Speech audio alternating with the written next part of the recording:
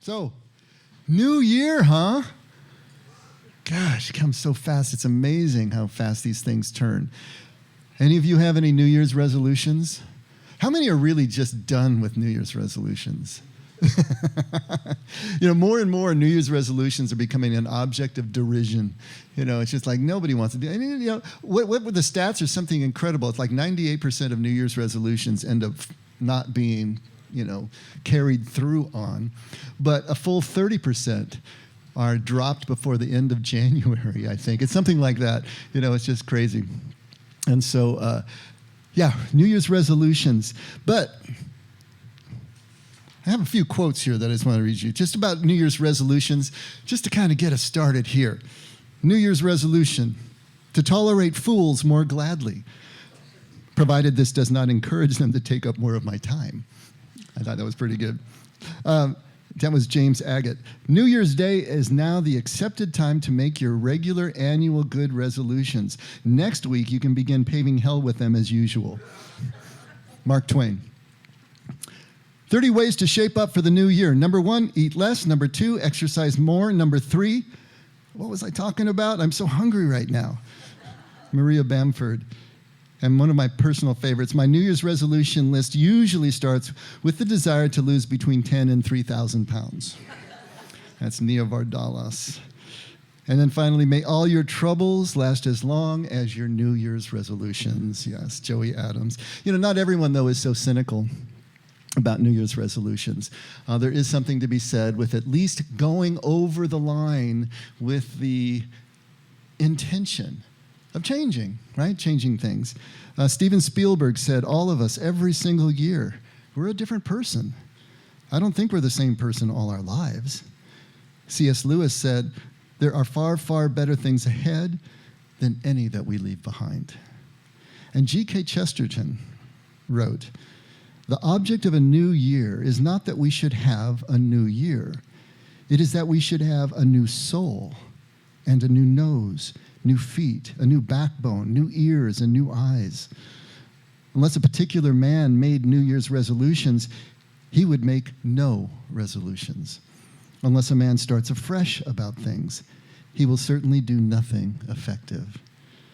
And then finally from Neil Gaiman, I hope that in this year to come, you make mistakes.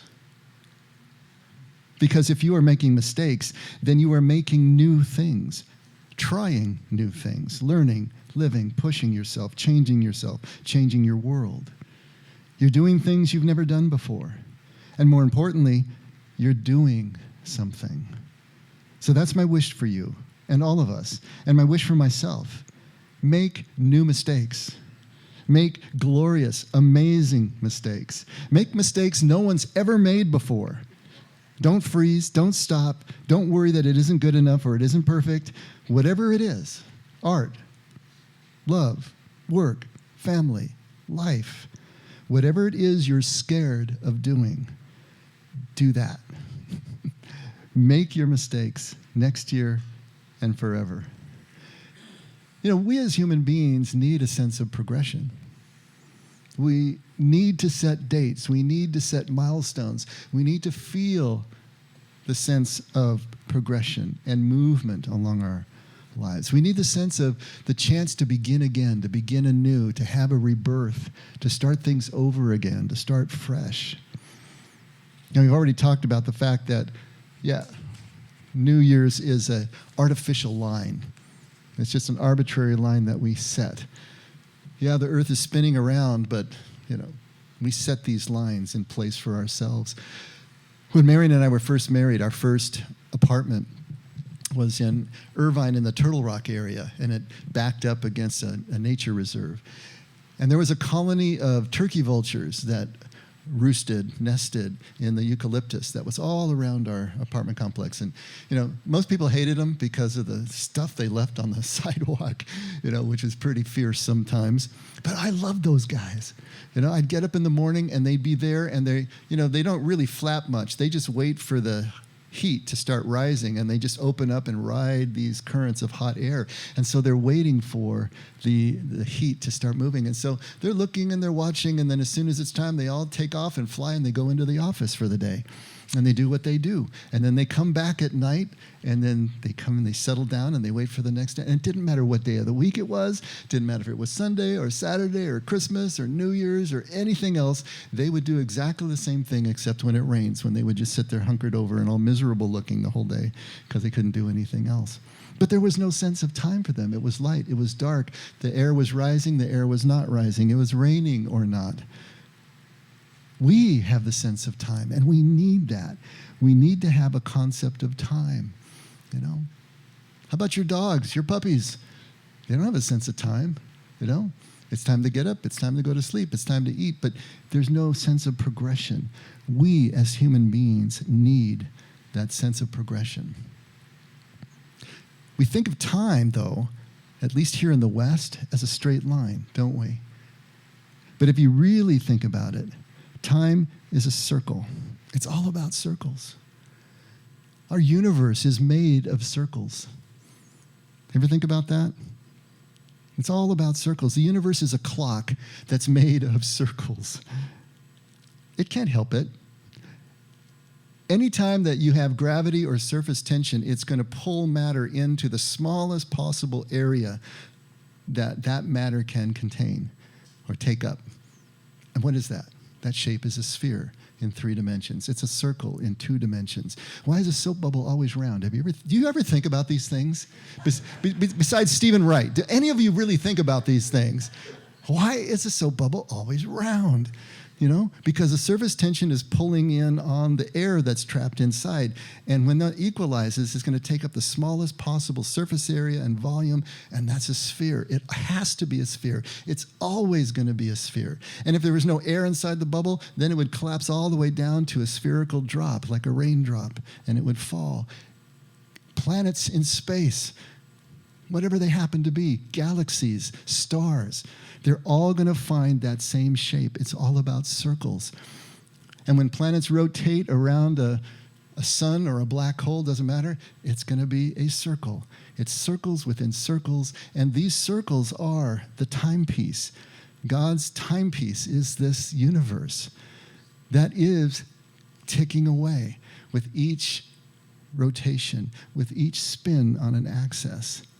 We are seeing the clock in action. And it's the awareness of these circles.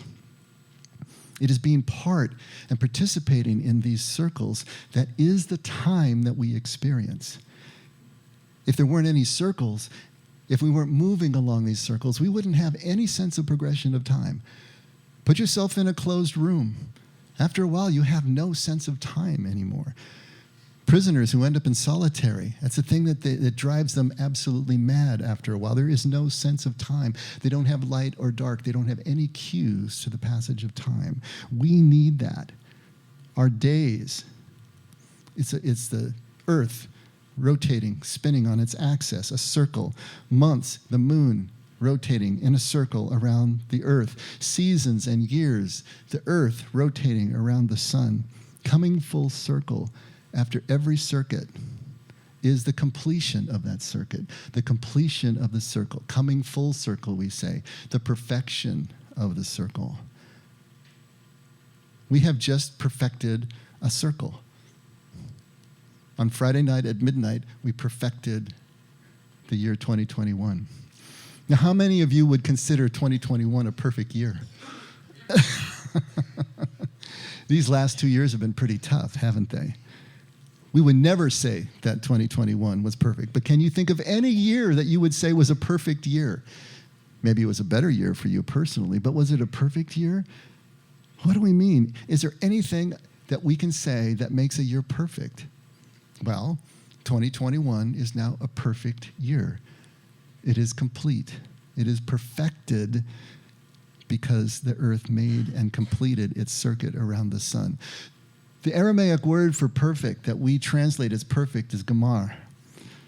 Gamar means full circle. It means to complete. It means to perfect in this sense of fulfilling something, to complete its purpose, to complete the task, to complete the circuit. Now, the start and the end point that we put on our years, of course, is arbitrary. I mean, we have some cues because of that 23-degree tilt of the axis. We got seasons, and so we can actually see the seasons, and we know that those happen at the quadrants around the Earth's rotation. But still, we draw the line where we want to. Is it a fiscal year? Is it a calendar year? We can draw the line anywhere we want to. But wherever we do, when we come back around to the place that we started from, we have perfected that circle.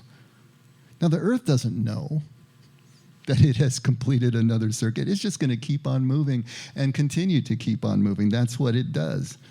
But we know and we understand. But if we're going to really think of this year, this past year, as being perfected, if we're going to think of us now launching into a new year that we want to perfect in 12 months, then we're going to need a new concept or a new idea of what perfection is all about. Now, Jesus said in Matthew 5, "Be ye perfect." You know, those frightening words. Be perfect as your heavenly Father is perfect. And then James in chapter 1 of his book said, you know, be perfect and complete, lacking nothing. Now, we know that this is impossible for us on one level, don't we? Is there any ever point that you have felt perfect in your life? Do you think that there's going to be a time when you feel that you are perfect by our usual definition of that word? Not really. Not without mistake, certainly. Not without blemish, not without fault. That's not what we mean by this. And that's not what Jesus or James mean by this. When they're asking us, exhorting us, telling us, be perfect, be complete, be fulfilled, they're not saying be without mistake, without blemish. They're saying be full circle. Come back home again, fully present from wherever it is that you went off from. When you come back, be back. Come back to this moment, to this place. Endure what needs to be endured so that you can come back to where you started. And I love the way T.S. Eliot put it, and know the place for the first time. That's perfect. That's Gemar, if we think of it that way. Now, James uses this theme of endurance throughout his book, and especially in the first chapter. This idea of completion. So we have now endured 2021. That sounds pretty horrible, but we lived through it. We breathed through it. We're still breathing now in 2022. So we endured, we completed, we perfected 2021 because we are here breathing in 2022. Now, this is not a comment on how well we did in 2021. It's not even a comment on how well 2021 did. But it's a comment that we did complete 2021, that we came full circle. We completed this cycle. We completed this particular journey. Let's take a look at what James has to say so we can be a little more specific. First chapter, verse 2, famous chapter, right? Consider it all joy, my brethren, when you encounter various trials, knowing that the testing of your faith produces endurance. The testing of your faith produces endurance. And let endurance have its perfect result, so that you may be perfect and complete, lacking in nothing. So here's this endurance through difficult times. So many of us are going through difficult times right now. I know because I'm talking to many of you, and I'm talking to a lot of other people who are going through so many difficult times. These are times of a lot of illness. People who are getting cancer in their 30s, people who are catching COVID, people who have compromised systems. There's illness everywhere. There is death of family members and loved ones. There is loss of jobs, loss of income that is going on. Finances, marriages that are being pulled apart, families being pulled apart, often by something that would be seemingly as simple as masks and vaccines that are just pulling families apart like I haven't seen before as a pastor and as a counselor. There's also job loss we talked about. There's the macro issues, not just the micro issues, but the macro issues. People really worried about climate change, worried about pandemic, worried about political, reformation that is going on around the world and balance of power. These are the trials. that are not going to end because the year has ended, of course. They're not over because 2021 is over, but they are all a part of ourselves. We have perfected this year, but we haven't entered into the perfection that James is talking about necessarily. It depends on each one of us. If you're going to actually endure to a perfect result that James is talking about, it's not about the outcome of the difficulty that you're facing. It's not about the result of the difficulty that you're facing. It's about the effect that the trial or the difficulty has on you. Not the effect you have on the trial or the difficulty or the outcome. This idea of endurance, if we're enduring through gritted teeth, this is not the idea of the perfection James is talking about. Because for James, the outcome is largely irrelevant to the perfection that is going to happen as you move through the trial. The gritted teeth is the focus on the outcome. James is focusing on the endurance through the trial and what it is teaching us at any one moment. If we're just gritting our teeth and getting and enduring through the trial, then we're like a dry drunk who is no longer drinking, but has not found anything to replace that alcohol with, anything to replace what their security blanket was. And so they become the most miserable people on earth. Have we come to be able to accept life's terms and conditions? You know, all those legal waivers that you never actually read, the terms and conditions. Life has terms and conditions. Are we becoming the kind of people that are ready to actually click on that, to accept those terms and conditions, to accept the fact that life's difficulties, which are always with us, always present in any year, in any life, in any moment, usually, are the very things that are there to mature us, to grow us up, to perfect us? Can we be grateful in the moment, not because the moment is perfect? This is the most important thing to understand. Can we be grateful in the moment, but not because the moment is perfect, but because we are perfectly present and connected to the moment's imperfection? Not taking the imperfection as the be-all and end-all of whether we are going to be able to enjoy that moment, to thrive within that moment, but to simply be present to what the moment is, to be perfectly present to the imperfection of the moment. If we can start to do that, find ways to do that, now we're moving into the kind of perfect result that James is talking about. I know I've told this story before, but I love telling it. So for some of you, my jokes are still new, I think. I had a friend, this was all the way back in the 80s. I was working for a healthcare firm.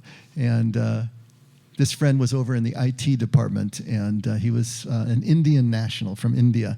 And he had very dark skin and a blindingly white smile. When he opened his smile up, it was like turning on a light bulb, literally turning on a light bulb. It was the coolest thing.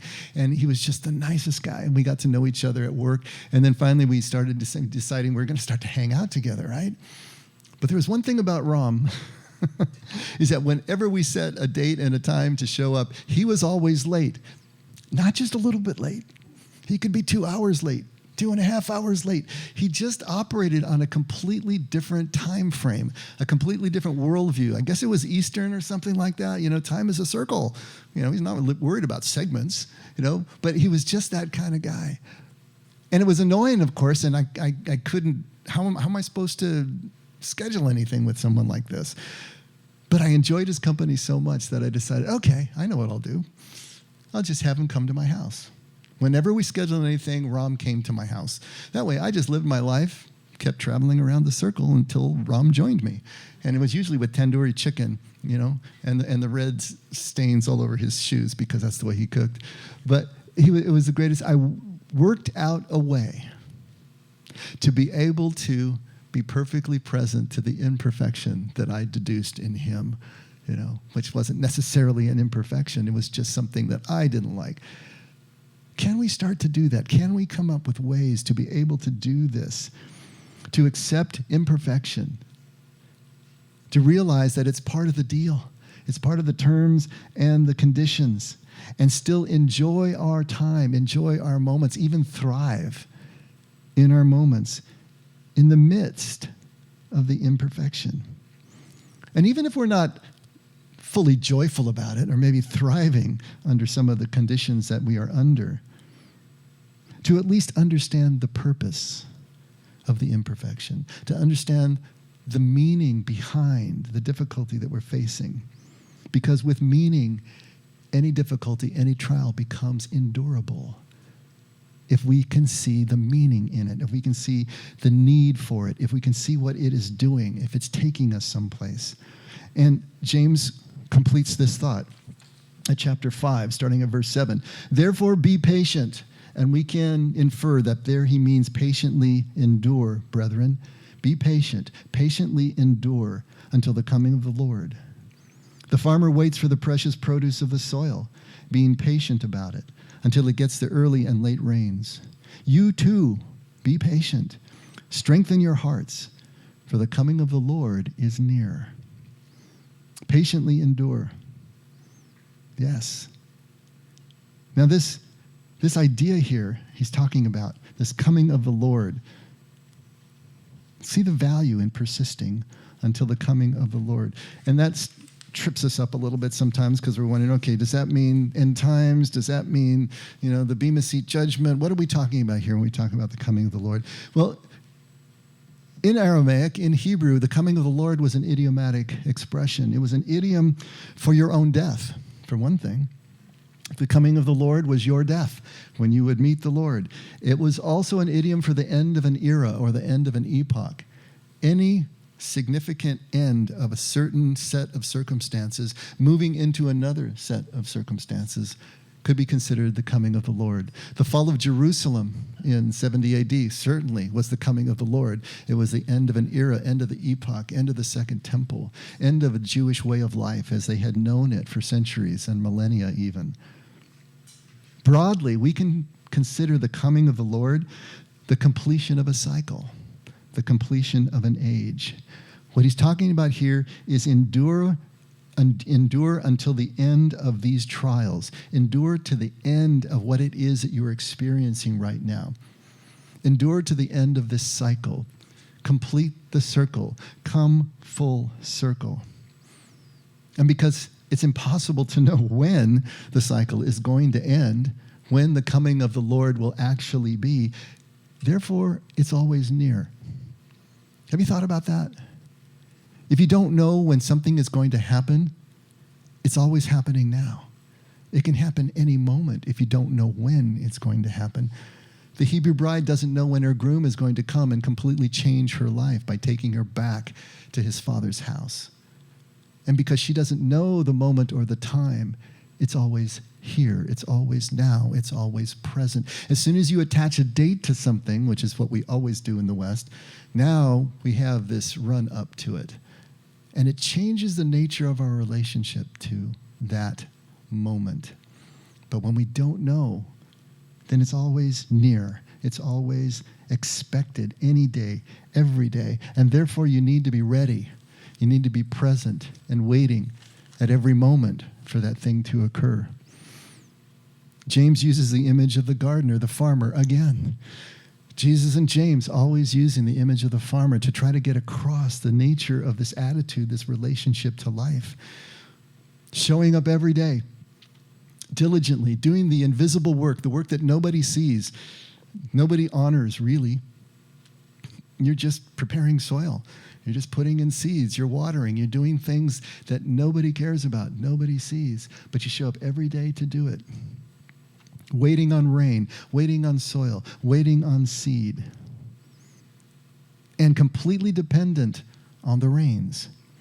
We talked about this in Judea. There is no water source that you can irrigate from. They're completely dependent on the early rains and the late rains, and he references those in this passage.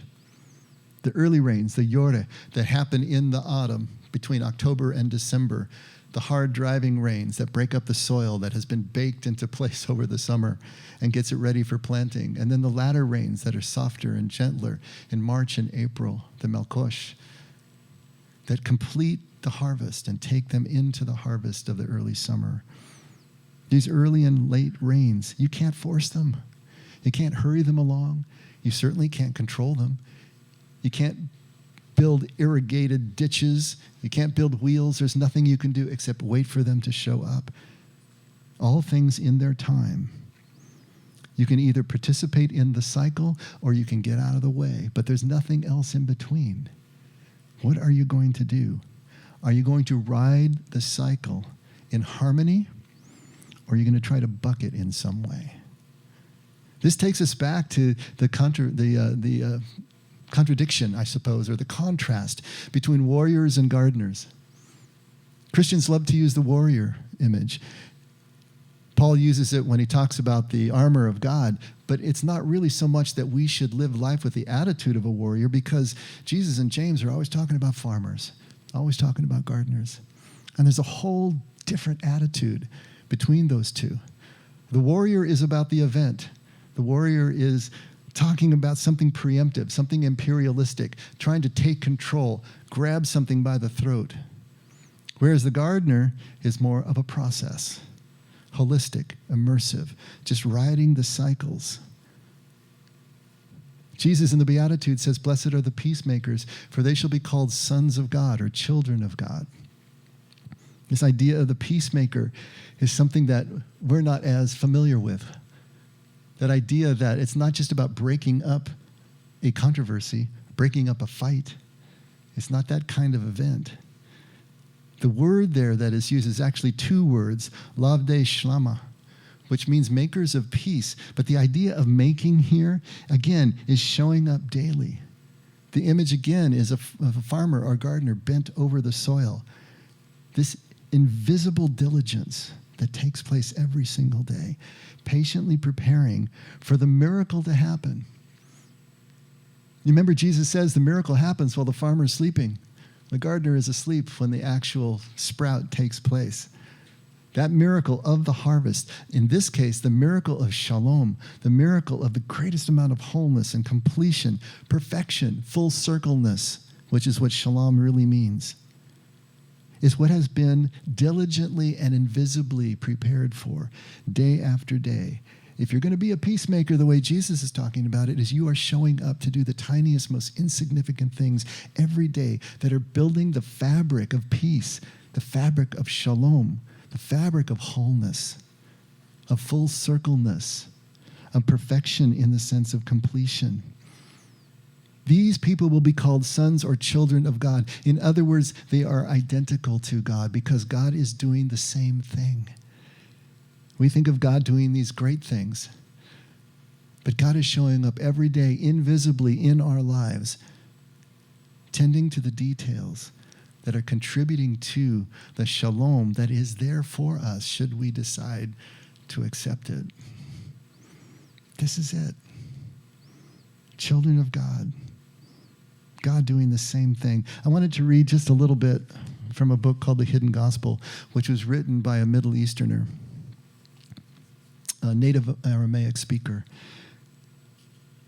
He talks about waiting for completeness. If we accept completeness as a goal for our life's work, the questions arise. How and when do we get there? What do we do with our incompleteness in the meantime? To answer these questions, we need to consider the Aramaic sense of two words considered briefly in our introduction, good and evil. These words have more non-Middle Eastern baggage attached to them than any others we have considered so far. To begin to unload this baggage, imagine the following scene with me.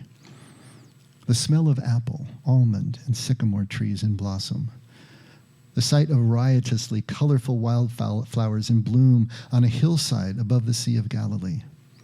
The sound of thousands of variegated water birds, egrets, herons, and cranes, following their intricate and beautiful migratory patterns up the Jordan River Rift Valley just at the right time. The black basalt hills above the Sea of Galilee, providing rich, dark, but very thin soil upon which to sow. The strong winds blowing in from the Mediterranean at particular times of the day. In such a setting, Timing was essential for success in planting. In Yeshua's day, the whole area of Galilee was much wetter than it is now, virtually a jungle in many areas. Water buffalo and lion roamed about. To travel safely through this wild landscape depended on knowing when certain areas were flooded, when animals that might be dangerous to humans were present, and when and where one could find edible food. Yeshua experienced all of these sensations of the natural world around him as it followed the rhythm of sacred unity. To describe this rhythm of rightness and ripeness, the Aramaic language uses the word taba, usually translated good. From its roots, the word points to something that maintains its integrity and health by an inner sense of growth in harmony with what surrounds it. The Gospels quote Jesus using the word taba in several different ways. In one sense, it means that which is in tune, in time, and in harmony with sacred unity. Those who are good are at the right place and the right time with the right action. In this sense, they are prepared for any event, ready with full presence in the moment. Here's this idea of staying in harmony, staying in ripeness, staying in taba. Completion is the process of moving through these cycles of cycles. It's not an event like the warrior, but the process of the gardener, of just showing up, moving from cycle to cycle to cycle, aware of the cycles, being part of the cycles, riding the cycles the way a surfer rides the wave. There's no shortcuts to this process. The only way to the Father, that Jesus says, the only way to the perfection of the Father is this way. There's no circumventing it. We must endure. We must complete the cycle, complete the circle. Jesus brings this point again home in ways that we don't normally understand right away when he talks about the Good Shepherd. And the Good Shepherd, if I can get back to that sheet, let's look at John 10. In John 10, starting right at verse 1, Jesus says, "Truly, truly, I say to you, amen, amen, I say to you, he who does not enter by the door into the fold of the sheep, but climbs up some other way, he is a thief and a robber. But he who enters by the door is a shepherd of the sheep. To him the doorkeeper opens, and the sheep hear his voice, and he calls his own sheep by name, and leads them out." We need to understand a little bit about sheep enclosures, and some of you have heard this before, but they were rough enclosures. They were sometimes ad hoc, improvised enclosures that a shepherd would employ, usually against the side of a hill, where they only had to build 3 sides that way. And they could use anything. Sheep are not the brightest bulbs on the tree, and you don't need something real high. They will respect just a little 1 foot or 2 foot little wall there. And so they would build it out of stones or whatever they could find and then leave an opening on one side, and that was the door.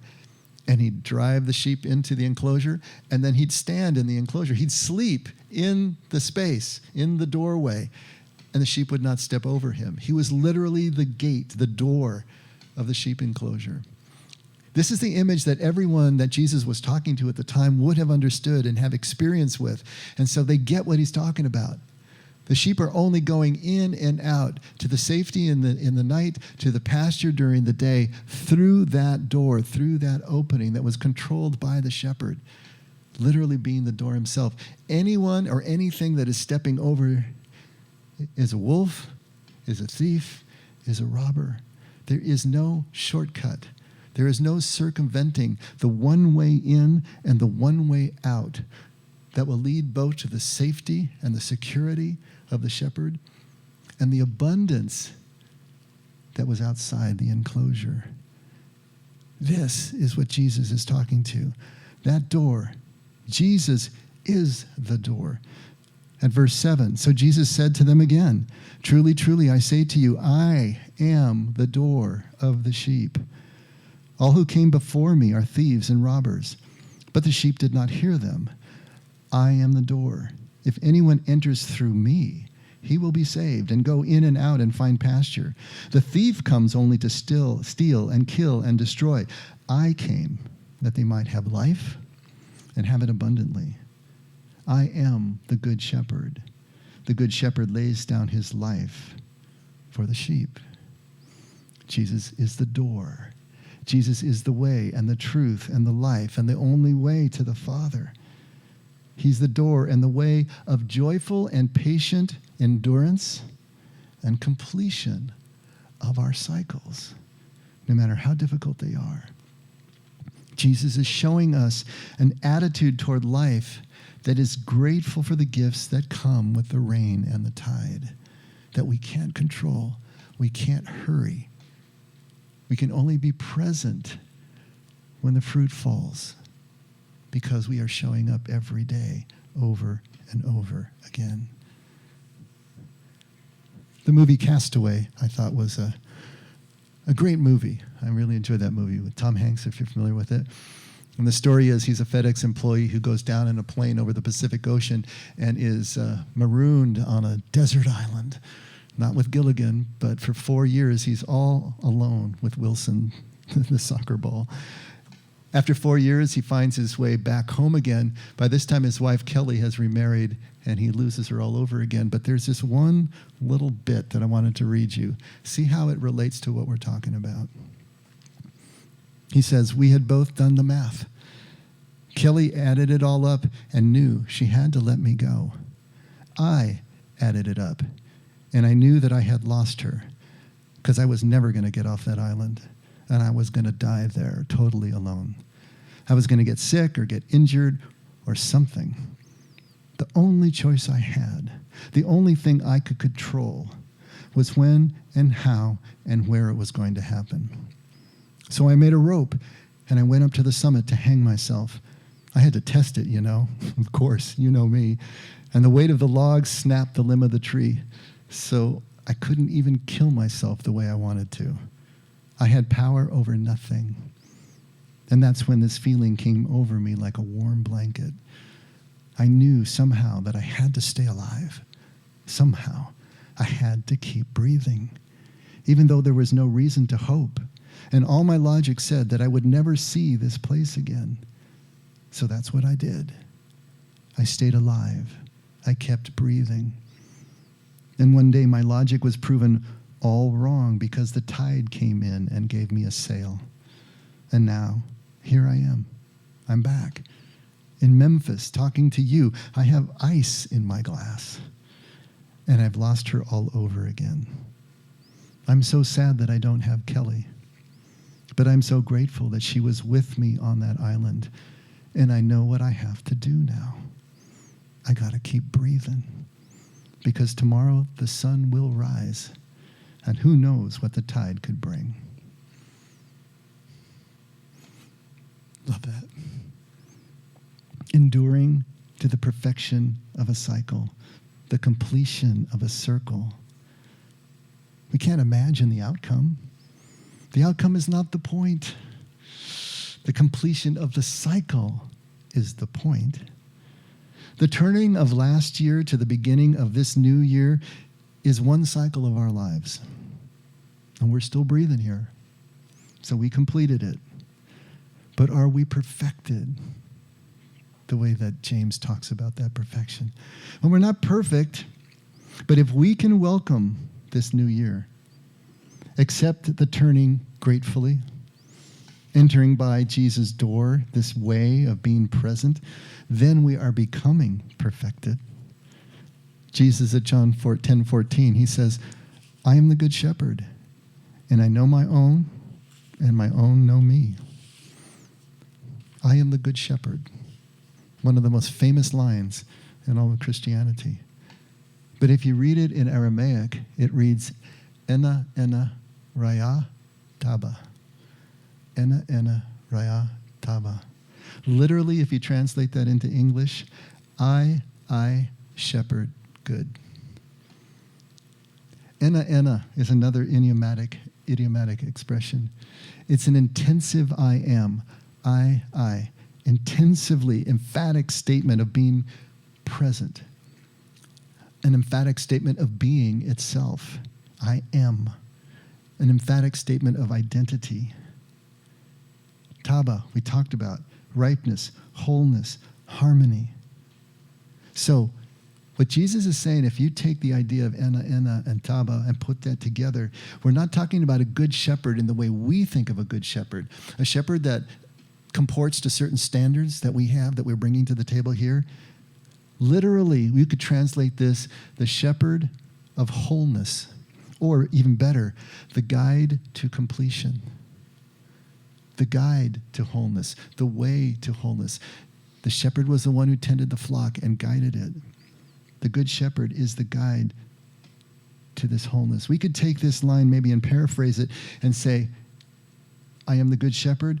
My presence, my being, shepherds, guides, tends the sheep to wholeness, to perfection, to Abba. How do we do this? How does he do this in us? When we bring our Ena to his emphatic presence, his Ena, everything connects. He's telling us, my emphatic presence is here with you now. When you meet me with yours just as emphatically, everything connects. Everything makes sense. Meaning and purpose are part of our experience. These last 2 years have been really, really difficult for us. They have taken us out. They have separated us. We have separated ourselves from the pain and everything that has been going on. I was just reading a news article that said Americans are exhausted. I said, yeah, I can second that. We're just exhausted by this. 2 years of never ending over and over. And just when we think it's about to come out the other side, here we are right back into the middle of it. Many of you called me. You're not here today because of the sickness and the things that you are experiencing. We're exhausted. These have been difficult years. And the difficulties are going to continue. They're not going to stop just right on December 31st for 2022. And so many of us are hoping for a new year. I got a lot of texts in this last week. So much hope for this year. This year's going to be better. Sharon, you said this year's going to be better. I said, I'm taking that to the bank. There's so much hope that this is going to be different. But you know what? 2022 is going to be a mixed bag like 2021 and 2020 and every other year that any of us have experienced or humanity has experienced. It's not going to be perfect from that point of view. It's going to have some good things and it's going to have some not so good things. So will it be a good year? That's up to each and every one of us, whether it's going to be a good year. It will be whatever it is. But if we can change our idea of perfection, if we can change our idea of the criteria for our ability to see good, to see taba, to see wholeness and completeness, then this will be a good year. Because it's not about perfect circumstances. It's about being perfectly present to, aware of, and accepting of the imperfection that is inherent in the experience of our lives in every moment. Making friends with the terms and conditions of life. So even as we work for change, and work hard for change, work seriously for change, really wanting this change, we still can let this moment be enough for us, just enough for us. Perfectly imperfect, but our presence to it changes everything. When we can do that, when we can balance the now and the not yet, that's a perfect year. Let's make 2022 a perfect year by holding in one embrace the experience of the now, even as we work or wish for or pray for the not yet. Let's pray.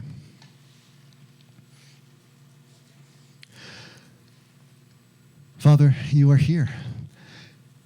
You're in this new year, just as you were in the last year and every year and always will be. If we are feeling that you have been less present because of the things that we have endured, if we are wavering on our conviction, that you really do care about each one of us. Help us to lean into our moments more this year. Help us to renew our prayer life. Contemplatively, any way that we are able, any way that we care to, as long as it will enhance our sense of your presence, enhance our awareness of the purpose of the difficulties we face, our awareness of the growth that we are experiencing as we continue to breathe through the pain that we are facing. You are our God, and you are here every moment. Help us to lean into exactly the space and the time that we will find you, and the conviction that you've never left us, and that we are growing as you intend us to grow through the difficulties we face. We want to be perfected in you, Lord, and that's the only way that can be understood. So help us to do that more and more.